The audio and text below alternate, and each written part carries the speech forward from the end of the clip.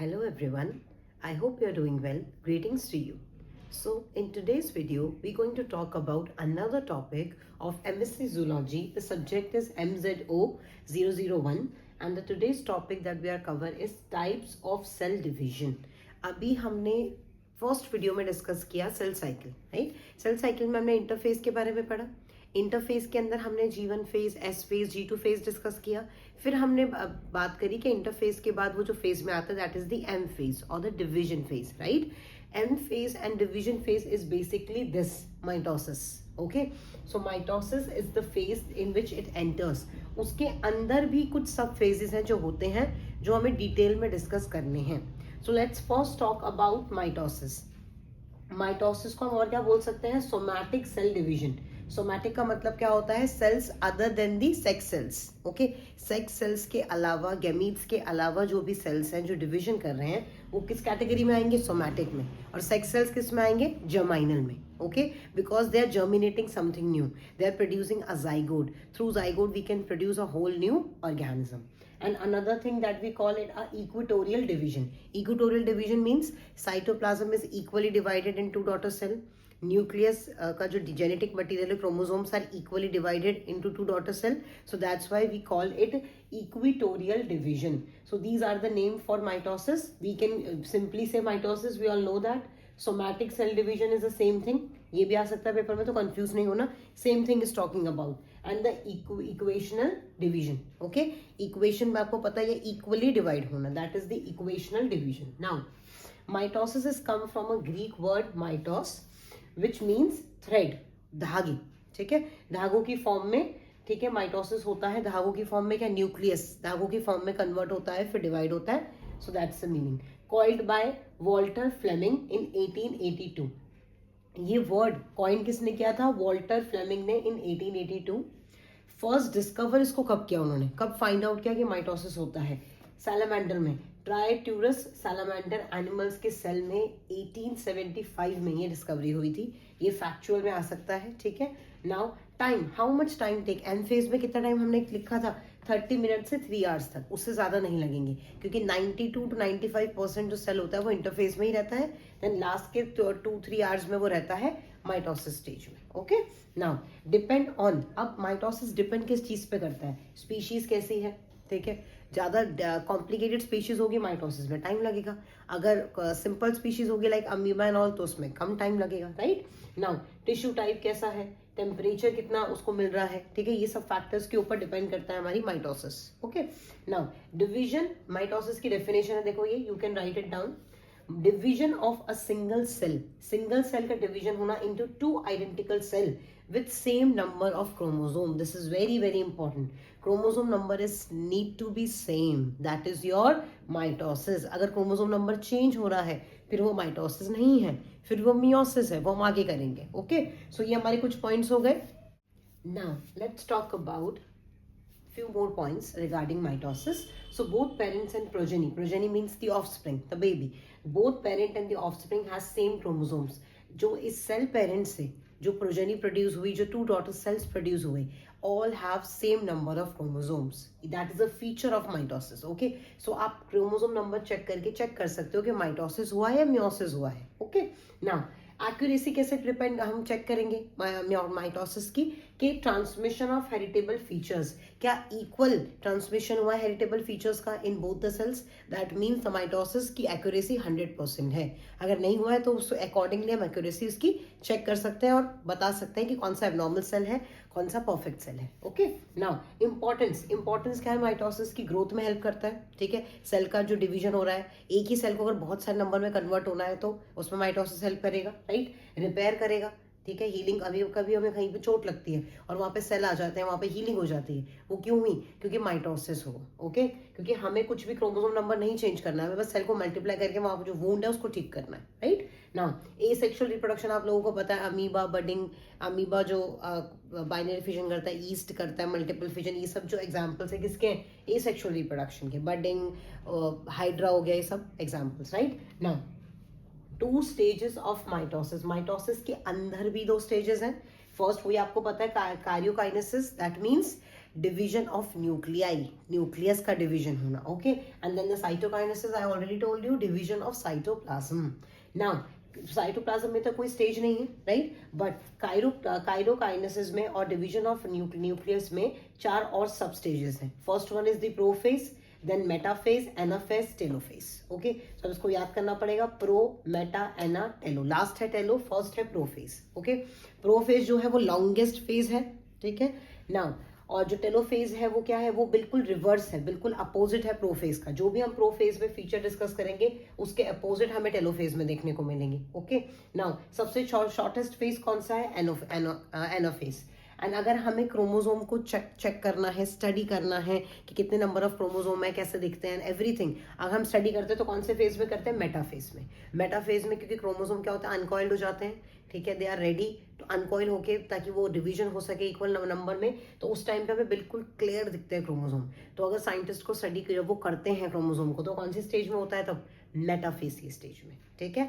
और साइटोकाइनेसिस आप सोचोगे कब स्टार्ट होता है, या तो एनाफेज के लास्ट में या फिर टेलोफेज की स्टार्टिंग में हमारा साइटोकाइनेसिस स्टार्ट हो जाता है, ठीक है। ये आप याद करे रहे, मैंने अभी बता दिया है सारी चीजें, ये बहुत इंपॉर्टेंट थी। जो एक थी ये लॉन्गेस्ट है, शॉर्टेस्ट है, ठीक है, यहाँ पे अच्छे से स्टडी हो सकती है। ये हमारा शॉर्टेस्ट, वो ये हमारा रिवर्स ऑफ प्रोफेज है, एनाफेज हमारा शॉर्टेस्ट फेज है। साइटोकाइनेसिस स्टार्ट होता है एनाफेज के लास्ट में और मे बी टेलोफेज के जस्ट स्टार्टिंग में, okay. So this is the thing. Now let's talk about one by one, prophase, metaphase, anaphase and telophase. Okay, so let's start with prophase now. Prophase is the first you can say subphase of mitosis, okay. So in prophase it's the longest stage, okay. As I already told you, this chromosome formed by chromatin thread condensation. Condensation मतलब क्या होता है, basically chromosome क्या हो रहे हैं, condense हो रहे हैं, थ्रेड फॉर्म में कन्वर्ट हो रहे हैं, बिकॉज उनको क्या होना है, उनको डिवाइड होना है, right. Now centromere where 2 chromatid join to form a chromosome. Centromeres पे 2 क्रोमेटाइड ज्वाइन होते हैं to form chromosomes, so that they can convert into threads. It initiate protein components of the mitotic splinter, microtubules and cytoplasm. सारे जो protein components है वो सभी initiate हो रहे हैं, स्टार्ट वर्क कर रहे हैं, because they have to split the DNA, right? Next, karyokinesis का फर्स्ट पार्ट है, right. Disappearance of organelle at the end of it, सारी ऑर्गेनेली क्या हो गई, डिसअपीयर हो गई हैं, सो दैट वो हिंडर ना करे, वो अभी डिसअपीयर है। Centrosome move to opposite pole of the cell, जो सेंट्रोसोम्स है वो क्या हो रहे हैं, अपोजिट पोल की तरफ मूव कर रहे हैं, because they have to split the cell into 2 new daughter cells. So this is the prophase, okay. Now after prophase we have the second phase. Let's talk about that. Now let's start with metaphase. It is the best stage to study, as I already told you. यहाँ पे हमें जो chromosomes है वो properly visible होते हैं, genetic material properly visible होता है, क्योंकि वो थ्रेड फॉर्म में कन्वर्ट हो गया, हमने अभी पढ़ा प्रोफेज में, राइट। तो now we can study. So ये जो स्टेज होती है बेस्ट होती है for the study of the morphology and for the genes to study properly, right. तो उनका नंबर स्टडी करने के लिए, उनकी मॉर्फोलॉजी स्टडी करने के लिए इट इज बेस्ट। नाउ तो alignment of chromosome for equal distribution, अब क्रोमोसोम्स क्या हो गए, अलाइन हो गए हैं, ताकि वो इक्वली अपने आप को डिवाइड कर लें एंड दोनों सेल्स में इक्वल नंबर में चले जाए, ठीक है। Kinetochores are tiny. काइनेटोकोर्स क्या होता है, आपने देखा होगा, जो सेंट्रोमियर्स होते हैं, जो क्रोमोसोम का स्ट्रक्चर, ये जो सेंट्रोमियर्स होते हैं, उनके बीच में एक ऐसे सिलेंड्रिकल स्ट्रक्चर होता है। ये सब हम ऑलरेडी कर चुके हैं 12th में, ग्रेजुएशन में, राइट। तो काइनेटोकोर क्या होता है, disc, tiny disc shape structure है ऑन द सेंट्रोमियर, सेंट्रोमियर के बीच में, राइट। न्यूक्लियर एनवेलप क्या हो गया, कंप्लीटली गॉन हो गया है। एनवेलप क्या करता है, उसको क्लोज फॉर्म में रख के रखता है, कंडेंस रहे, ताकि वो गॉन हो चुका है। स्प्लिंडर फाइबर क्या हो गया, आपने देखा होगा, दोनों साइड ऐसे क्रोमोसोम्स आ गए, ऐसे ऐसे करके, ठीक है, ऐसे ऐसे करके क्रोमोसोम्स आ गए, बीच में यहाँ पे हमारा काइनेटोकोर है, और उनके चारों तरफ ऐसे ऐसे ऐसे शॉर्ट ऐसे ऐसे स्पिंडल फाइबर फॉर्म होने लग गया है, ताकि वो इक्वली डिवाइड हो जाए। So that is the spindle fibre, वो आने लग गया है। तो ये होती है हमारी मेटाफेज स्टेज। अब हम इसके बाद जो स्टेज डिस्कस करने वाले हैं, that is anaphase. Let's talk about that. अब हम बात कर लेते हैं थर्ड फेज की, that is the anaphase. Anaphase smallest और डायनामिक फेज है, क्योंकि इसी में जो डायनामिक चीज क्या हो रही है, मतलब स्प्लिटिंग हो रही है, राइट। नाउ 2 to 3 मिनट लगता है इसमें हार्डली, ठीक है। Centromere of each chromosome split longitudinally allowing sister chromatids to separate. अब क्या कर रहे हैं, सेंट्रोमियर्स अपने आप को स्प्लिट कर लेते हैं लॉन्गिट्यूडनली, सो दैट जो सिस्टर क्रोमेटाइड्स है वो क्या हो जाए, सेपरेट हो जाए। इस टाइम पे हम उनको डॉटर न्यूक्लियाई भी बोलते हैं, क्योंकि वो एक जैसे दिखते हैं, बिल्कुल सिमिलर होते हैं, ट्विन्स होते हैं, ठीक है। Chromosomes move toward the opposite pole, chromosome opposite pole की तरफ मूव कर रहे हैं, ठीक है, so that the cytoplasm also can split. इसी मैंने आपको बताया था, इसी स्टेज के लास्ट में और जो हमारा लास्ट फेज है टेलोफेज की स्टार्टिंग में हमारा साइटोकाइनेसिस भी स्टार्ट हो जाता है, तो वो भी साइमल्टेनियसली चल रहा है, right. Now it can be different shape, बेटा ये जो स्प्लिटिंग हो रही है डिफरेंट डिफरेंट शेप की होती है, जे shape, V shape, rod shape, अलग अलग टाइप की, जिस टाइप से वो अलाइंड हुए हैं उसी टाइप से वो सेपरेट होंगे, तो अलग अलग शेप्स होती हैं, उसमें आपको कंफ्यूज नहीं होना, ठीक है। सो बेसिकली ये हमारा एनाफेज में होता है। अब हम बात कर लेते हैं लास्ट फेज की, that is the telophase. Now let's talk about the fourth and the last phase of karyokinesis, right? That is the telophase. It is basically reverse of prophase. जो भी हमने देखा प्रोफेज में, जो भी चीजें गई, जो भी चीज हुई, उसका रिवर्स होगा, अब सब कुछ वापस आ जाएगा, ठीक है। So chromosome reach the poles and uncoil into thin chromatin threads. वहां पे क्या हो रहा है, तो दोबारा से वो अनकॉइल हो रहे हैं, ठीक है, अनकॉइल होके वो क्रोमेटिन थ्रेड्स में कन्वर्ट हो रहे हैं, सो that they can split finally, right. Organelle दोबारा अपीयर हो गई हैं। नाउ न्यू, अब जो भी वो स्प्लिटिंग हुई उसके बाद उनकी चारों तरफ न्यूक्लियर एनवेलप दोबारा से आगे, क्योंकि वो डिसअपियर हो गया था, now it come back for the protection. So ये सब चीज़ें कब हो रही है हमारी फोर्थ लास्ट फेज पे, दैट इज द काइरोकाइनेसिस का जो लास्ट फेज है, that is the telophase. So basically it is reverse of prophase, okay. So now let's talk about cytokinesis. Cytokinesis basically division of cytoplasm, जब cytoplasm divide हो रहा है, right. एक बार वो भी डिस्कस कर लेते हैं, मैं बोर्ड पे एक बार लिख देती हूँ, then I will tell you everything about that. Okay, so now let's talk about cytokinesis. Cytokinesis basically division of cytoplasm. It starts during the late anaphase or early telophase, as I already told you this. Contractile ring formed at the equator, equator के पास contractile ring form हो जाती है, ठीक है, so that they can divide equally. Now contract हो रहा है, pulling हो रही है, plasma membrane invert, plasma membrane contract हो रहा है और अपने आप को इनवर्ट की तरफ पुल कर रहा है, so that in the and they will split into two daughter sales. So this is the whole concept of mitosis.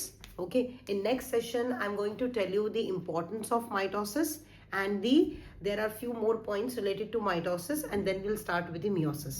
Okay, so I hope you like this video. It is informative for all of you.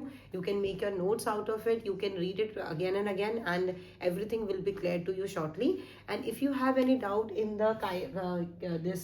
these terms that we have discussed, I can make a separate video for that, because otherwise video बहुत long हो जाएगा, क्योंकि वो सब चीज़ें हम already 12th में, graduation में कर चुके हैं, जो हमारा ये काइनेटोकोर है, ये सब हम कर चुके हैं। But if you want I can make a video on it, you can comment down below and I will definitely make a video for all of you. Okay, thank you so much for watching.